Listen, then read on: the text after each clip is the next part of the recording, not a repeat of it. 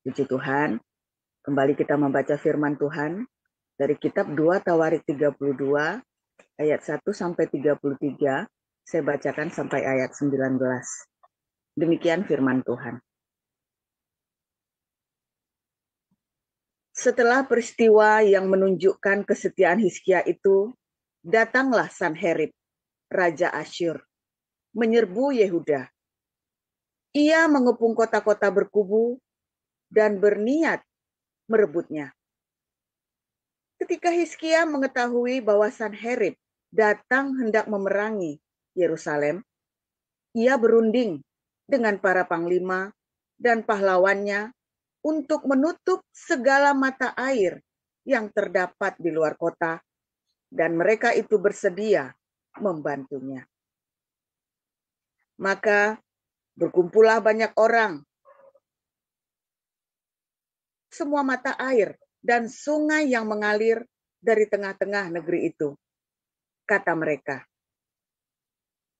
mengapa raja-raja Asyur harus mendapat banyak air kalau mereka datang? Dengan sekuat tenaga, Hizkia membangun kembali seluruh tembok yang telah terbongkar, mendirikan menara-menara di atasnya, dan tembok yang lain di luarnya. Ia memperkuat juga Milo di kota Daud, dan membuat lembing dan perisai dalam jumlah yang besar. Ia mengangkat panglima-panglima perang yang mengepalai rakyat, menyuruh mereka berkumpul kepadanya di halaman pintu gerbang kota dan menenangkan hati mereka dengan kata-kata, kuatkanlah dan teguhkanlah hatimu. Janganlah takut dan terkejut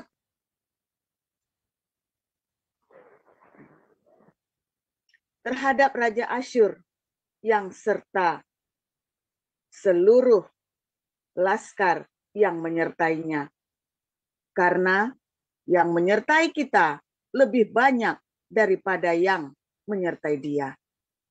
Yang menyertai dia adalah tangan manusia. Tetapi yang menyertai kita adalah Tuhan Allah kita yang membantu kita dan melakukan peperangan kita. Oleh kata-kata Hizkia, Raja Yehuda itu, rakyat mendapat kepercayaannya kembali. Sesudah itu Sanherib, Raja Asyur, yang sedang mengepung Lakis dengan seluruh kekuatan tentaranya, mengutus beberapa pegawai ke Yerusalem kepada Hizkia, Raja Yehuda, dan kepada semua orang Yehuda yang ada di Yerusalem dengan pesan. Beginilah titah Sanherib, Raja Asyur. Apakah yang kamu harapkan? Maka kamu tinggal saja di Yerusalem yang terkepung ini? Bukankah Hizkia memperdayakan kamu supaya kamu mati kelaparan dan kehausan dengan mengatakan, Tuhan Allah kita akan melepaskan kita dari tangan Raja Asyur? Bukankah Hizkia ini yang menjauhkan segala bukit pengorbanan dan mezbah Tuhan itu, dan berkata kepada Yehuda dan Yerusalem, hanya di depan satu mezbah kamu harus sujud, menyembah, dan membakar korban di atasnya? Tidakkah kamu mengetahui apa yang aku dan nenek moyangku lakukan terhadap semua bangsa, negeri-negeri lain? Apakah para Allah bangsa-bangsa segala negeri itu pernah berhasil melepaskan negeri mereka dari tanganku? Siapa daripada semua Allah bangsa-bangsa yang sudah ditumpas nenek moyangku itu dapat melepaskan bangsanya dari tanganku? Masakan Allahmu dapat melepaskan kamu dari tanganku? Sekarang janganlah Hizkia memperdayakan dan membujuk kamu seperti ini. Janganlah percaya kepadanya. karena tidak ada Allah dari bangsa atau kerajaan manapun yang dapat melepaskan bangsanya dari tanganku dan dari tangan nenek moyangku. Lebih-lebih lagi, Allahmu itu takkan dapat melepaskan kamu dari tanganku. Dan masih banyak lagi yang diucapkan pegawai-pegawai Sanherib itu menentang Tuhan Allah dan menentang Hizkia hambanya. Ia menulis juga surat yang penuh cela dan hujat terhadap Tuhan Allah Israel. Bunyinya, sebagaimana para Allah bangsa-bangsa segala negeri lain tidak dapat melepaskan bangsanya dari tanganku, demikian pula Allah Hizkia takkan dapat melepaskan bangsanya dari tanganku.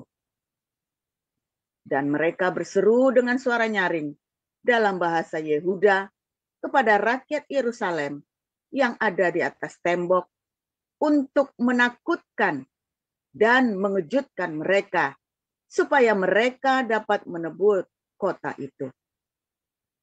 Mereka berbicara tentang Allah Yerusalem seperti tentang para Allah bangsa-bangsa di dunia adalah buatan tangan manusia. Iya, Demikian. silakan Bu Salma. Ya, makasih. Silakan Bu Salma lanjutkan. Baik, saya akan melanjutkan ayat berikutnya. Tetapi oleh karena itu Raja Hizkia dan Nabi Yesaya bin Amos berdoa dan berseru kepada surga. Lalu Tuhan mengirim malaikat yang melenyapkan semua pahlawan yang gagah perkasa, pemuka dan panglima yang ada di perkemahan Raja Asyur, sehingga ia kemalu-maluan kembali ke negerinya. Kemudian ia ditewaskan dengan pedang oleh anak-anak kandungnya sendiri ketika ia memasuki rumah Allahnya. Demikianlah Tuhan menyelamatkan Hizkia dan penduduk Yerusalem dari tangan Sanherib, Raja Asyur, dan dari tangan semua musuhnya. Dan ia mengaruniakan keamanan kepada mereka di segala penjuru. Banyak orang membawa persembahan ke Yerusalem untuk Tuhan dan barang-barang berharga untuk Hizkia, Raja Yehuda itu. Sejak itu ia diagungkan oleh semua bangsa. Pada hari-hari itu Hizkia jatuh sakit, sehingga hampir mati. Ia berdoa kepada Tuhan, dan Tuhan berfirman kepadanya dan memberikannya suatu tanda ajaib.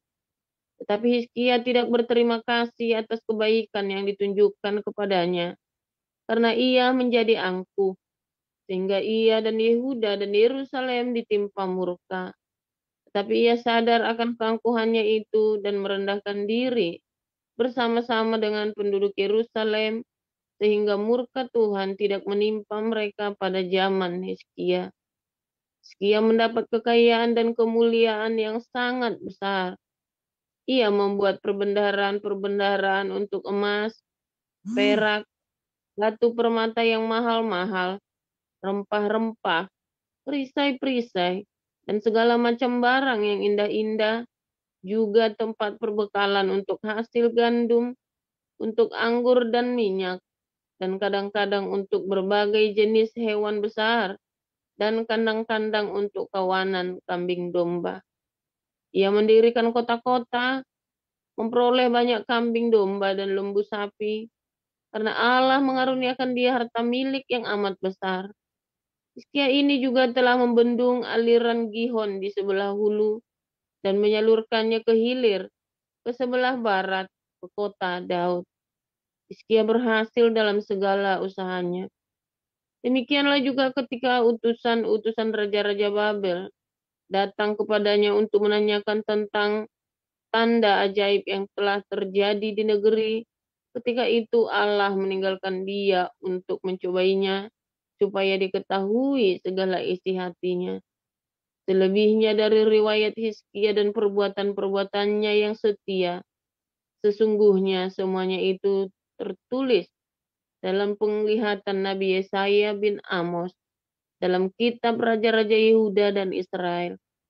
Kemudian Hizkia mendapat perhentian bersama-sama dengan nenek moyangnya, dan dikuburkan di pendakian ke pekuburan anak-anak Daud. Pada waktu kematiannya, seluruh Yehuda dan penduduk Yerusalem memberi penghormatan kepadanya. Maka Manasye anaknya menjadi raja menggantikan dia. Demikian. Ya, Pak Gindo lanjutkan dengan 2 Raja-Raja pasal 19 ayat 1 sampai 9. Silakan Pak Gindo. Baik, demikian firman Tuhan. Segera sesudah Raja Hizkia mendengar itu, dikoyakkannya lah pakaiannya dan diselubunginya badannya dengan kain kabung. Lalu masuklah ia ke rumah Tuhan. Disuruhnya lah juga Elyakim, kepala istana, Shebna, panitra negara, dan yang tua-tua di antara para imam, dengan berselubungkan kain kabung. Kepada Nabi Yesaya bin Amos, berkatalah mereka kepadanya, beginilah kata Hizkia, hari ini hari kesaksian, hari hukuman, dan penistaan, sebab sudah datang waktunya untuk melahirkan anak, tetapi tidak ada kekuatan untuk melahirkannya. Mungkin Tuhan Allahmu sudah mendengar segala perkataan juru minuman agung yang telah diutus oleh Raja Asyur, tuannya untuk mencela Allah yang hidup, sehingga Tuhan Allahmu mau memberikan hukuman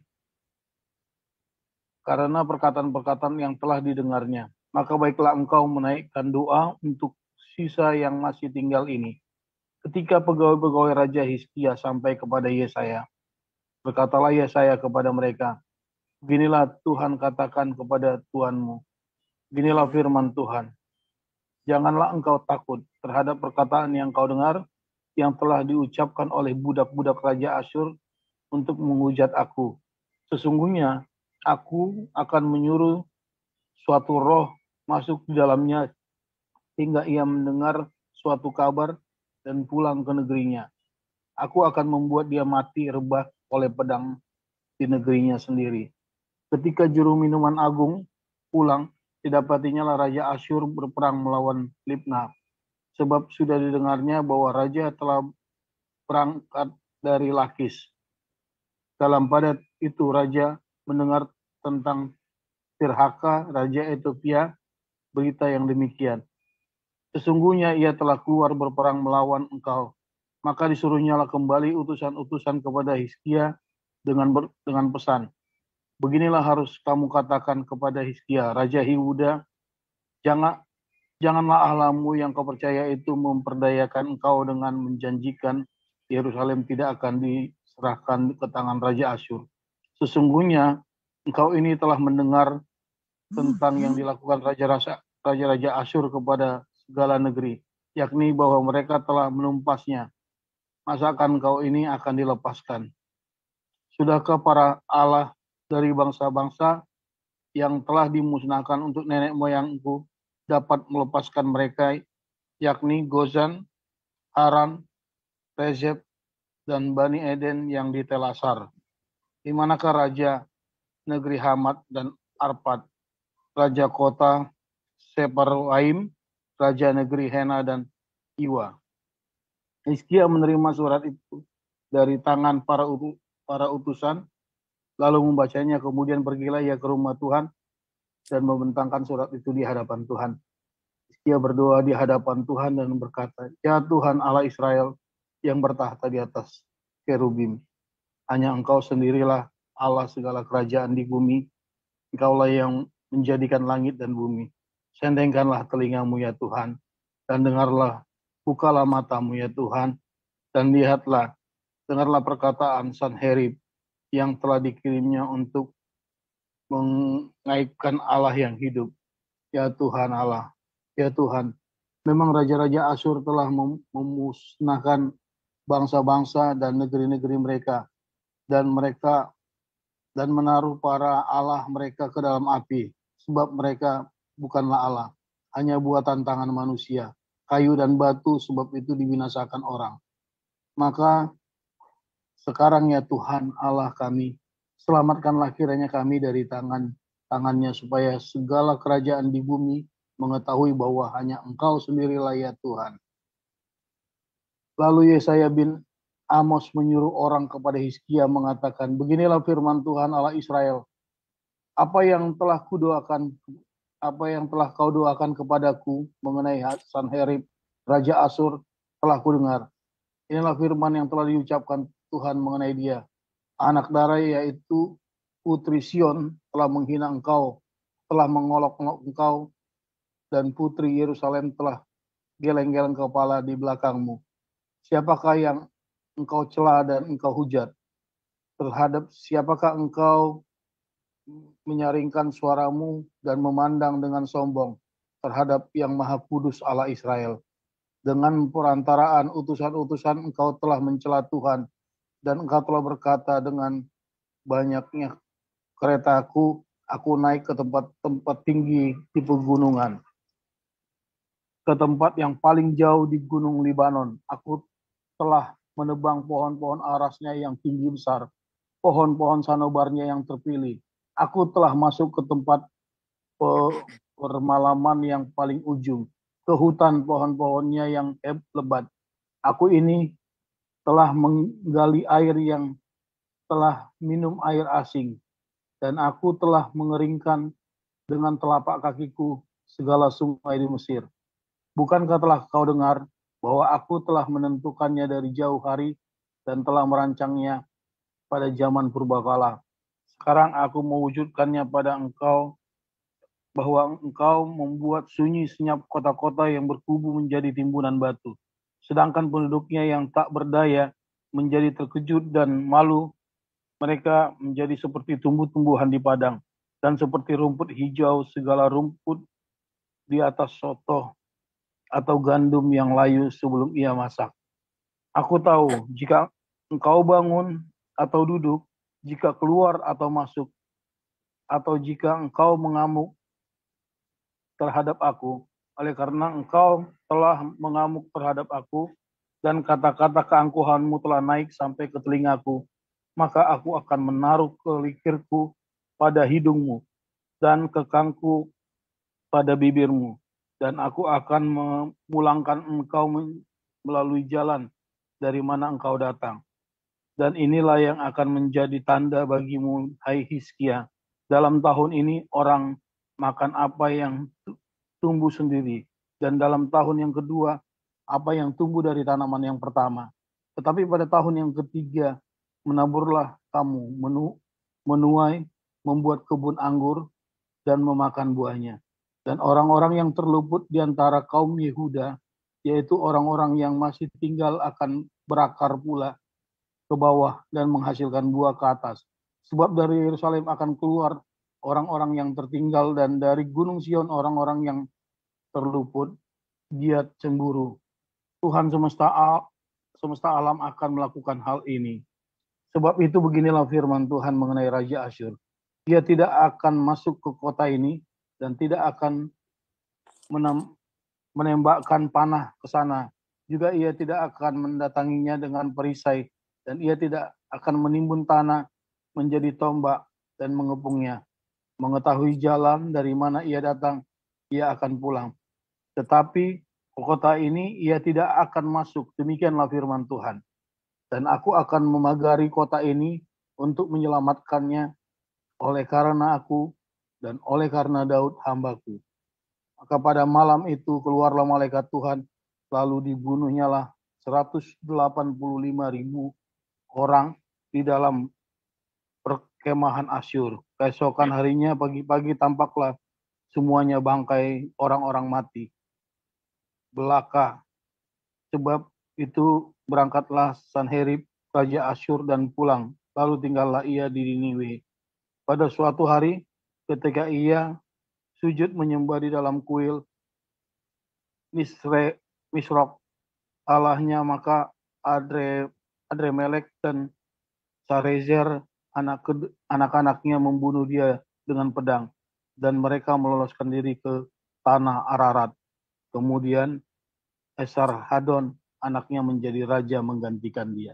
Demikian firman Tuhan. Ya, silakan Bu Cinta lanjutkan dengan Kisah Para Rasul 17.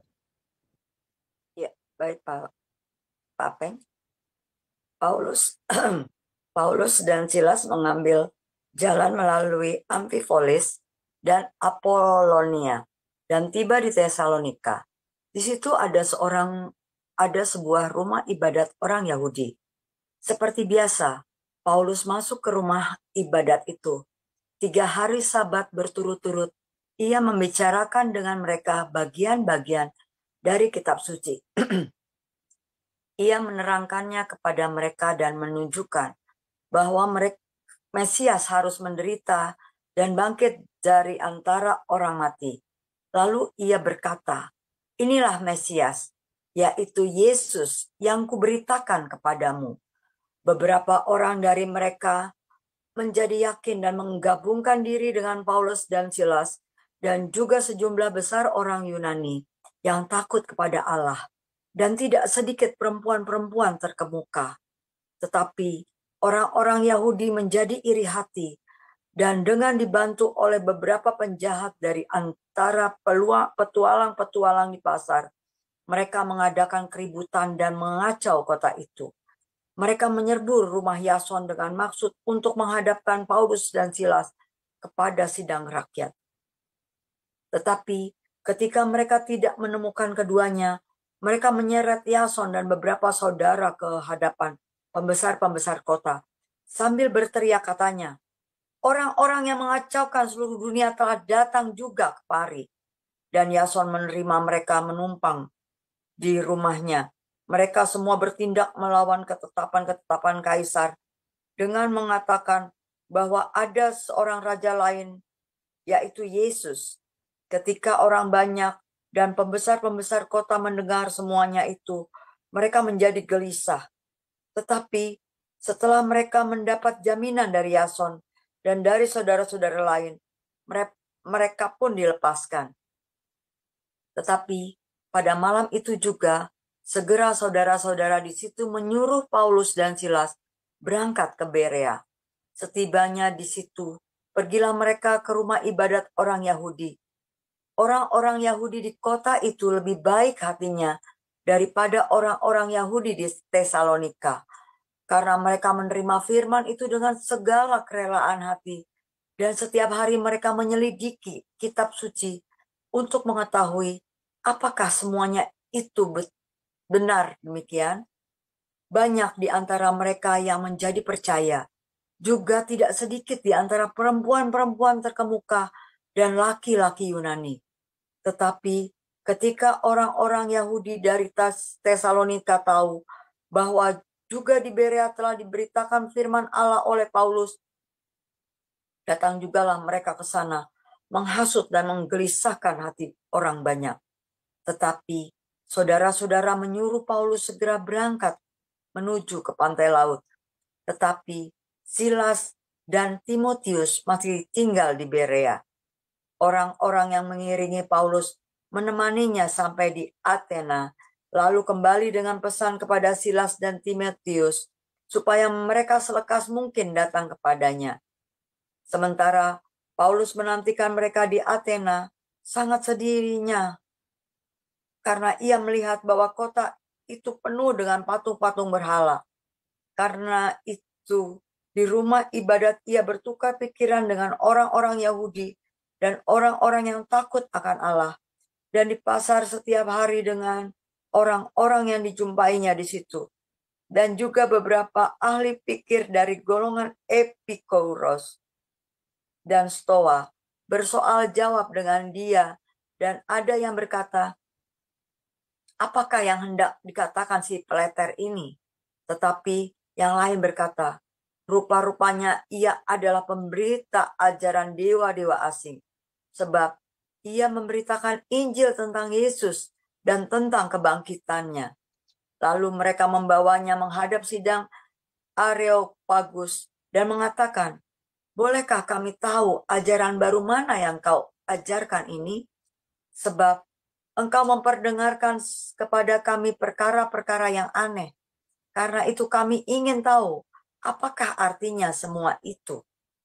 Adapun orang-orang Athena dan orang-orang asing yang tinggal di situ tidak mempunyai waktu untuk sesuatu selain untuk mengatakan atau mendengar segala sesuatu yang baru.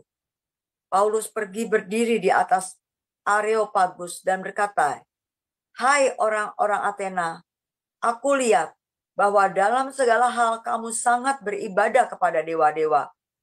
Sebab ketika aku berjalan-jalan di kotamu dan melihat-lihat barang-barang pujaanmu, aku menjumpai juga sebuah mezbah dengan tulisan, kepada Allah yang tidak dikenal. Apa yang kamu sembah tanpa mengenalnya, itulah yang kuberitakan kepadamu. Allah yang telah menjadikan bumi dan segala isinya, Ia yang adalah Tuhan atas langit dan bumi, tidak diam dalam kuil-kuil buatan tangan manusia, dan juga tidak dilayani oleh tangan manusia, seolah-olah Ia kekurangan apa-apa, karena Dialah yang memberitakan hidup dan nafas dan segala sesuatu kepada semua orang. Dari satu orang saja, Ia telah menjadikan semua bangsa dan umat manusia untuk mendiami seluruh muka bumi, dan Ia telah menentukan musim-musim bagi mereka dan batas-batas kediaman mereka, supaya mereka mencari Dia dan mudah-mudahan menjamah dan menemukan Dia, walaupun Ia tidak jauh dari kita masing-masing. Sebab di dalam Dia kita hidup, kita bergerak, kita ada, seperti yang telah juga dikatakan oleh pujangga-pujanggamu. Sebab kita ini dari keturunan Allah juga. Karena kita berasal dari keturunan Allah, kita tidak boleh berpikir bahwa keadaan ilahi sama seperti emas atau perak atau batu, ciptaan kesenian dan keahlian manusia. Dengan tidak memandang lagi zaman kebodohan, maka sekarang Allah memberitakan kepada manusia bahwa di mana-mana semua mereka harus bertobat, karena Ia telah menetapkan suatu hari pada waktu mana Ia dengan adil akan menghakimi dunia oleh seorang yang telah ditentukannya, sesudah Ia memberikan kepada semua orang suatu bukti tentang hal itu dengan membangkitkan Dia dari antara orang mati. Ketika mereka mendengar tentang kebangkitan orang mati, maka ada yang mengejek dan yang lain berkata, "Lain kali saja kami mendengar engkau berbicara tentang hal itu." Lalu Paulus pergi meninggalkan mereka. Tetapi beberapa orang laki-laki menggabungkan diri dengan dia dan menjadi percaya. Di antaranya Dionysius, anggota majelis Areopagus, dan seorang perempuan bernama Damaris, dan juga orang-orang lain bersama-sama dengan mereka. Demikian pembacaan firman. Iya, terima kasih untuk para lektor, Ibu Meliana, Ibu Tama, Pak Gindo, dan kita akan mendengarkan renungan firman Tuhan dengan judul Hizkia 2. Siapakah alam? Silakan Pastor Paul. Ya, tolong ditampilkan tadi ya Kisah Rasul yang ayat 23. Kisah Rasul 17 ayat 23 ya. 23. Kepada Allah tak dikenal. Tapi juga bawahnya ya. Bawahnya, nah itu bawahnya kasih warna lain. Keren ini ya.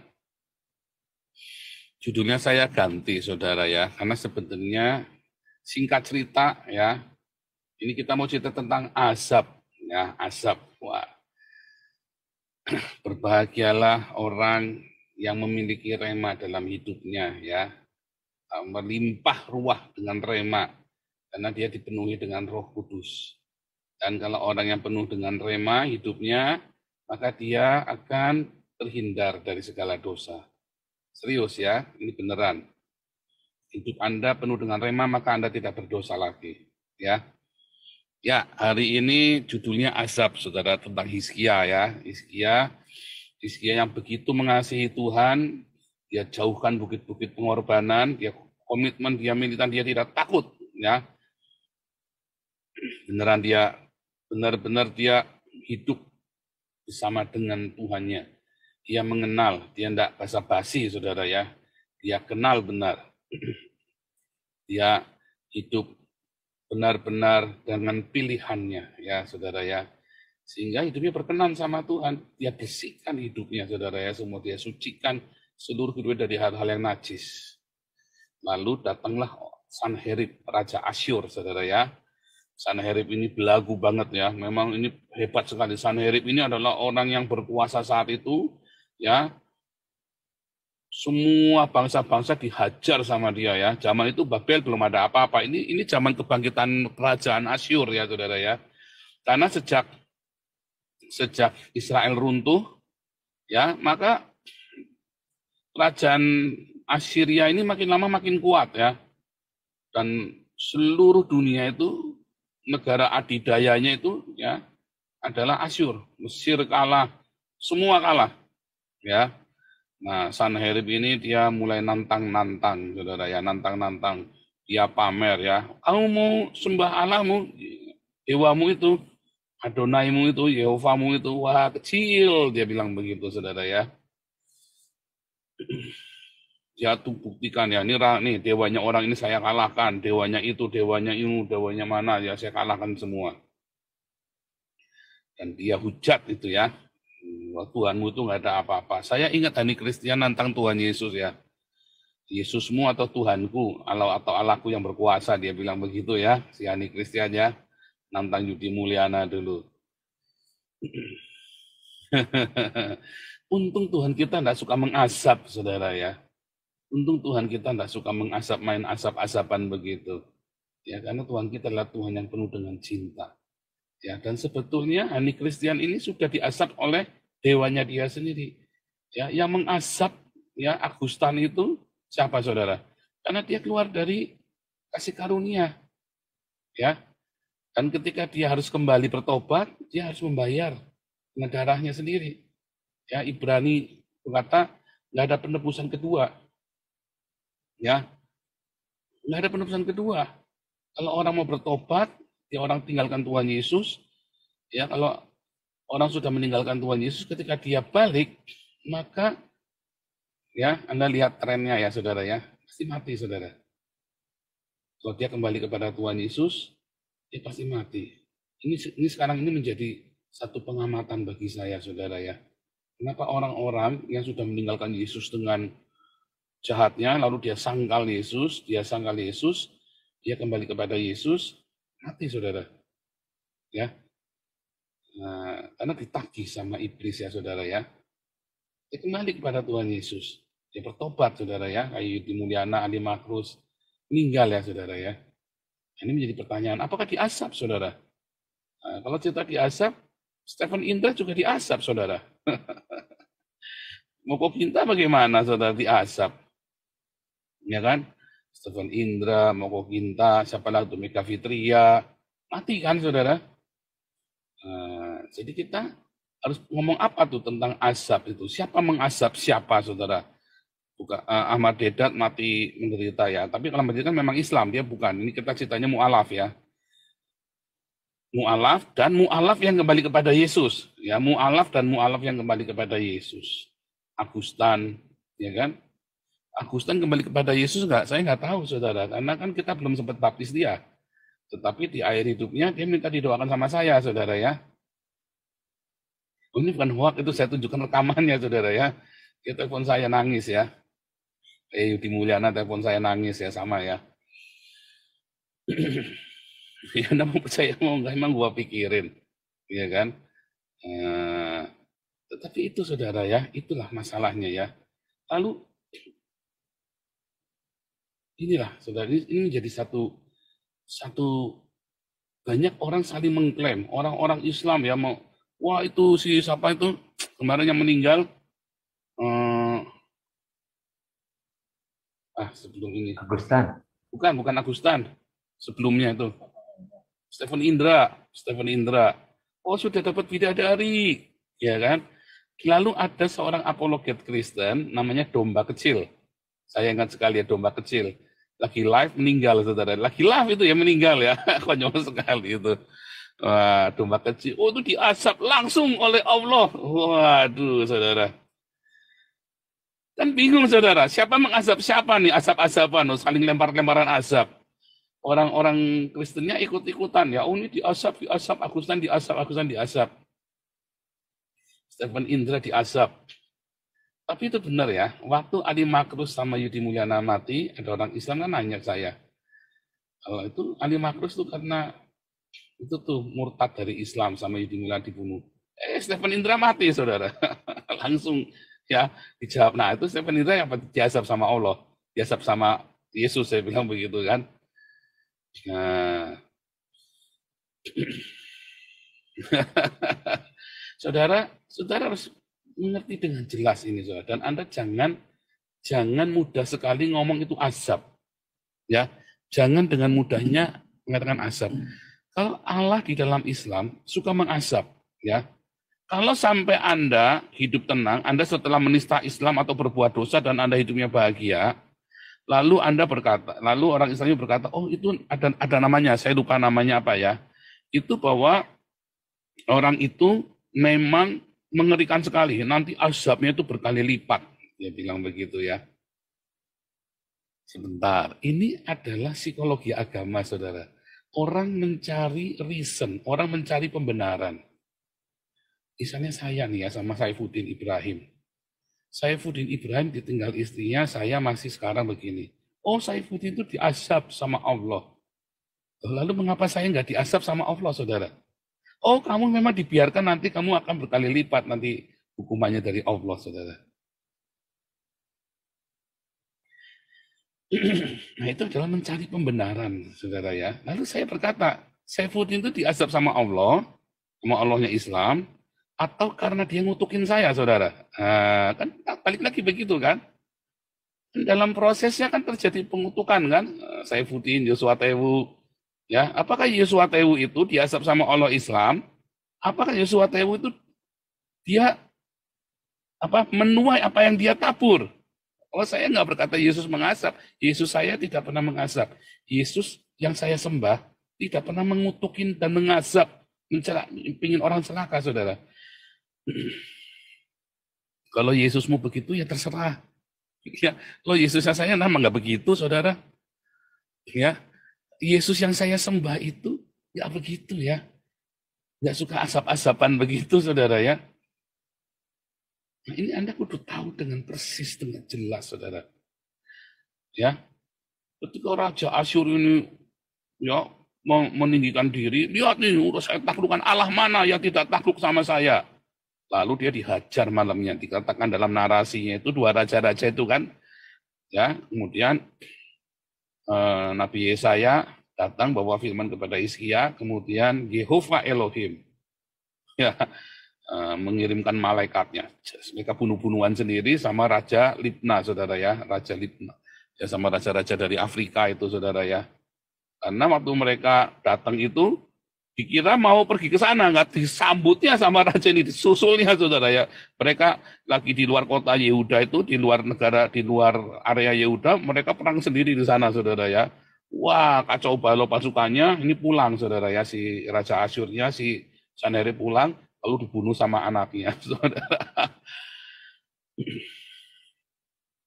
Sebentar dah. Ini kan narasinya bilang diazab oleh Yehova Elohim. Kita pakai logika, saudara. Ini orang bawa pasukan jalan tik tik tik tik tik tik tik tik tik tik, coba. Dan ini terkenal sekali, saudara. Lalu apa yang dipikir sama orang, saudara? Kalau dia habis kalahkan Yehuda kan dia kan pergi ke sana, ke Afrika kan. Dia kalahkan Mesir, dia kalahkan seluruh Afrika Utara kan ditaklukkan kan. Sebelum kamu ke sana, hajar dulu kan. Bedanya ini raja sama-sama arogan. Arogan ketemu arogan. Perang, saudara. Der. Yang untung siapa? Yehuda, saudara. Momentum itu siapa yang bikin, saudara? Itu kan momentum. Nah, Anda coba belajar berpikir ya. Dengan realistis, dengan logika. Supaya Anda jangan keblinger waktu beriman. Ya kan? Anda tenang. Itu memang cara Tuhan. Narasinya makanya dibilang, maka malaikat Tuhan keluar. Dikacaukan pasukan itu ya. Tapi kan ada ceritanya, Raja Libna datang, mereka perang, der, ya kan? Ya. Nah, ini kan sama nih dengan ceritanya Agustan ini. Agustan ini lagi sakit, saudara. Sebelum dia kentutin Alkitab, dia sudah sakit, saudara ya. Justru karena dia sakit, dia cari uang. Cari uangnya dengan cara jadi Islam. Karena dia pikir dengan jadi Islam, dia ngomong yang keras, dia akan dapat uang banyak. Karena dia sendiri sudah kehilangan iman di dalam Yesus. Ya, dia sudah kehilangan iman. Dia sudah marah dengan pendeta-pendeta, ya, dari sahabat saya yang temannya Agustan, teman baiknya, kakak rohaninya Agustan selama di GPPS, ya. Dia cerita sama saya, iya kasihan Agustan itu dikhianati sama senior-seniornya di GPPS, saudara ya. Biasa ya, intrik ya, intrik. Karena mungkin Agustannya juga bandel ya, apalagi model orangnya kan nggak mau bosi begitu kan. Nah, rupanya kalau di GPPS itu kamu mau jadi pendeta, kamu kudu jadi pengerja dulu, saudara ya. Di GPPS sama GBDI, kamu kudu jadi congos dulu di gereja. Semua beda dengan GBI, Anda bos langsung naik ya. Kalau GBDI, Anda kudu jadi pengerja dulu, saudara ya. GPPS juga sama. Ngosek WC, Anda mau orang kaya, nggak urusan, saudara ya. Jadi itu bagusnya GPPS sama GBDI itu begitu ya. Kamu kudu ngosek WC dulu, kudu nyapuin taman dulu, Anda jadi cantrik dulu di pendeta senior. Kalau kamu orang kaya ya dapat gerejanya gereja kaya, ya kan. Tentunya Anda tidak sampai terlalu rendah begitu, karena daripada dia ngosek WC kan dia bayar aja, saudara ya. Tapi tetap dia harus nyantrik dulu. Beda di GBI ya. Kalau di GBI kamu bisa langsung naik, saudara ya. Datang persekutuan doa, terus Anda daftar diri langsung ke GBI, langsung jadi pendetanya. Bisa, saudara, kalau di GBI ya. Kalau GPPS, GBI, nah Agustan maunya langsung naik. Dia salah, harusnya dulu dia daftarnya di GBI itu. Kemudian dia gabung sama GBI, saudara. Jadi pendeta dia di GBI, tapi bukan pendeta GBI. Si pendeta GBI-nya, dia licik, saudara ya. Dia akalin Agustan, saudara ya. Sehingga Agustan dianggap pendeta, tapi nggak resmi. Tetapi pendeta di situ sinode dalam sinode ya, yang jadi pendeta dan tidak terdaftar di GBI. Agustan merasanya sudah jadi pendeta, padahal bukan, dia bukan pendeta, nggak diakuin, saudara ya. Nah itu biasa ya bisnis gereja. Apakah Agustan diasap, saudara? Kemudian dia marah, dia kecewa, dia keluar karena dia merasa ditipu, uangnya 20 juta habis karena pendeta ya kan diakalin kan, uangnya 20 juta, tabungan sisa itu habis, saudara. Anda gimana bayangin, sakit hati nggak, saudara? Kerjanya hamba Tuhan, dia full time loh, saudara. Cuma tinggal punya uang 20 juta, yang 20 jutanya itu ditipu lagi sama pendeta. Pendetanya kaya lagi, saudara. Ya, sakit hati ya, saudara ya. Saya sih ngerasain ya sakit hatinya begitu ya. Wah, kalau saya mah bukan cuma sakit hati. Saya pernah gebukin pendeta di bawah mimbarnya, saudara. Serius ya, saudara ya. Bukan cuma sakit hati, tak samperin, saudara ya, pendetanya. Tak gulung di bawah mimbarnya, tak injak-injak, saudara. Agustan mah belum apa-apa kepahitannya ya. Nah itu, saudara ya. Lalu Agustan mengasap Allah. Mengentutin Alkitab. Apa itu asap dari Tuhan Yesus? Lalu bagaimana ya? Dengan Yudi Mulyana, Ali Makrus katanya diasap. Domba kecil katanya diasap. Saifuddin diasap. Lalu siapa lagi kemarin yang sial? Muhammad Kaceh katanya diasap. Apakah Muhammad Kaceh diasap sama Allah, saudara? Lihat ya, semua ya ceritanya. Banyak kali orang bilang asap-asap dengan gampang, saudara ya. Sehingga Anda jadi bodoh, yaitu IQ gorila ya. Anda dengan mudahnya mengklaim itu asap. Alkitab dengan mudahnya menjelaskan siapa menabur, dia menuai. Apakah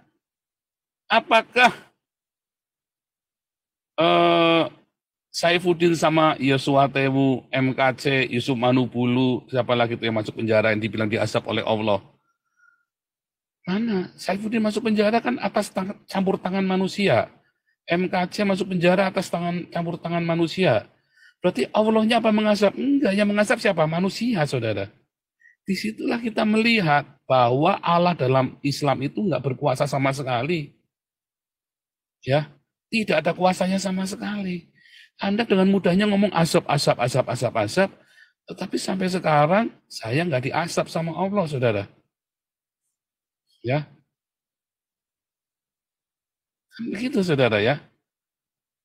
Kemarin siapa itu nantangin lagi ya beberapa. Lalu bagaimana dengan apologet Kristen? Dia nanti diasap sama Allah. Ya kapan nantinya? Oh ini sebentar lagi pasti mati. Kita lihat endingnya. Ya endingnya tetap happy ending saya, saudara.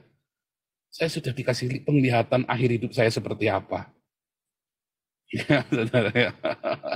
Saya sudah dikasih lihat ya akhir hidup saya seperti apa. Tetap happy ending, saudara. Saudara tenang saja. Bukan arogan, bukan yang kasih lihat kok arogan. Jadi jangan mudah berkata bahwa itu asap, mau yang Kristen, mau yang Islam. Karena Tuhan Yesus yang saya sembah pun tidak pernah mengasap orang, saudara. Agustan mati ya karena penyakitnya dia sendiri, yang dia seharusnya waktu itu ngomong, ya saya terima uang dari Galarua 50, dia berobat sembuh tuh saudara. Dia takut karena diancam sama mualaf center. Apakah Agustan kena asap? Ya enggak lah saudara. Dia kan bodoh. Ya kan? Dia kan tahu saya bisa bawa dia ke sini. Ya kan? Harusnya dia langsung lari kemari. Selesai kan? Tapi susah juga karena dia jaga dikepung saudara ya. Handphonenya saja disandra. Habis itu kan handphonenya disandra saudara ya. Habis itu handphonenya disandra ya ternyata ya. Nah itu saudara. Jadi ya dari awal dia sudah begitu ya. Siapa suruh kamu dulu masuk Islam? Masuknya dalam komunitas itu lagi. Kan bodoh kamu kan. Tujuannya dia kan supaya dia dipuja-puja dan dapat uang banyak, baik dari YouTube maupun dari yang lain kan. Jadi apakah Agustan diasap sama Tuhan Yesus? Enggak. Dia menuai apa yang dia tabur. Ya. Apakah Yudi Mulyana diasap oleh Allah atau dia seperti Tuhan Yesus? Enggak juga. Yudi Mulyana waktu dia mau dibaptis, dia sudah kasih tahu saya kenapa dia nggak mau ke Jerman, karena dia sudah sakit parah. Umur saya nggak akan nyampe 5 tahun lagi, Pak Paul. Malah cuma setahun ya. Setelah dia kira 2 tahun ya, cuma 2 tahun. Nggak nyampe 5 tahun lagi saya mati. Sudah divonis dokter ya, udah nggak mungkin sembuh dan udah makin parah. Makanya dia bertobat sama Yesus, dia cari Tuhan Yesus ya. Jadi itu bukan asap, saudara. Ali Makrus bagaimana? Sama. Ya, Ali Makrus kena corona. Semua kena corona, yang kena corona banyak yang mati, saudara. Jangankan cuma Ali Makrus, pendetanya Niko saja itu, pendetanya GPI Bandung itu, GPI Tani Bandung aja itu mati, saudara, sama wakil gembalanya. Jadi Anda nggak bisa dengan mudahnya ngomong asap-asapan begitu. Tetapi yang kita tahu pasti, ya ada hukum. Siapa menabur, dia menuai. Kita menuai konsekuensi dari perbuatan-perbuatan kita sebelumnya, termasuk pendeta yang di GBI, pendetanya Niko itu ya, GBI Bandung itu. Saya lupa GBI, ini kan benar ya GBI Bandung ya, gembala dan wakilnya mati. Dia nantang kok. Ibadah kita tidak takut corona. Wah, kita bahasa roh, karena dia percaya dengan omongannya Niko, kalau berbahasa roh pasti kebal terhadap corona. Nggak taunya malah mati pertama dia ya, sama wakil gembalanya berturut-turut. Itu kan bodoh, saudara. Itu kan bodoh. Nah, jadi itu bukan asap. Dan Tuhan tidak menghukum siapapun, saudara. Kita menuai konsekuensi atas perbuatan kita sendiri. Ya. Tetapi kalau kita menyembah Allah yang benar, kita menyembah Allah dengan benar, Yesus Kristus. Kita menyembah jangan dengan IQ gorila, saudara. Ingat, koinonia hari Minggu ya. Maka imanmu akan sehat. Imanmu itu akan sehat, saudara ya. Bukan iman berdasarkan IQ gorila. Kalau enggak Trinitas, kamu masuk neraka. Nah itulah, ya itu ya. Hati-hati saudara ya. Kepada Allah yang tidak kamu kenal. Jangan-jangan kamu orang-orang ngaku-ngaku Trinitas, Oneness, Unitarian, kamu juga tidak mengenal Allahmu, saudara. Hati-hati, saudara. Saya tahu Allah saya mengenal Allah saya, saudara. Saya hidup bersama dengan Allah saya, maka saya berani ngomong. Nah, ya, dari mana saya mengenal? Dari logos, dari pengalaman, dari rema. Ya, dari persekutuan tiap hari dengan Tuhan. Logos, pengalaman dengan Tuhan, melakukan logos itu, dan dari rema demi rema. Saya praktek. Logos, praktek, rema. Terus, saudara. Muter-muter di situ. Saya makin kenal siapa Allah saya dalam penderitaan, dalam pencobaan, dalam aniaya, dalam fitnahan, maka kamu akan makin mengenal Allahmu, saudara. Makanya harus objektif. Anda jangan beriman gaya gorila, saudara, yang IQ-nya 78,49. Allah yang telah menjadikan bumi dan segala isinya ialah Tuhan Allah Sebaot, ya, yang tidak diam di dalam ritual dan dogma buatan manusia. Ya, Tuhan Yesus memberkati.